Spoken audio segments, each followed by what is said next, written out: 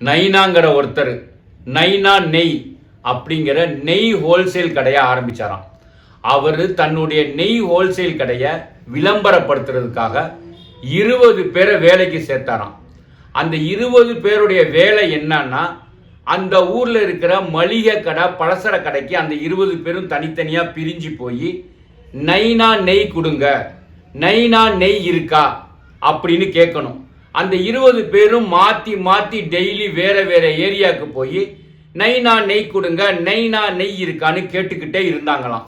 15 நாள் கழிச்சு இந்த மளிகை கடைக்காரங்களும் பலசர கடைக்காரங்களும் அந்த நைனா நெய்ங்கிற ஹோல்சேல் கடை எங்க இருக்குன்னு தேடி கண்டுபிடிச்சி தங்களுடைய கடையில வச்சு வியாபாரம் பார்க்கறதுக்காக எல்லா கடைக்காரங்களும் அங்க நெய் வாங்க ஆரம்பிச்சிட்டாங்களாம். அது மட்டும் இல்லையா, இங்கு நைனா நெய் கிடைக்கும் அப்படின்னு எல்லா கடைக்காரங்களும் போர்டு வேற மாட்டி விட்டுட்டாங்களாம்.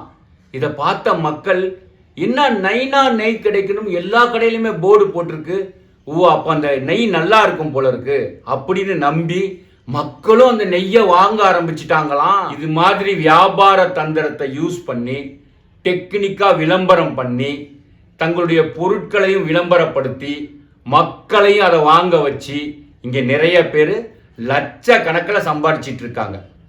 நீங்க என்ன வியாபாரம் பண்றீங்கன்னு சொல்லுங்க கமெண்ட்ல. அதுக்கான டெக்னிக்கை நான் உங்களுக்கு அடுத்த வீடியோவில் சொல்லித்தரேன். அது வரைக்கும் வெயிட் அண்ட் see.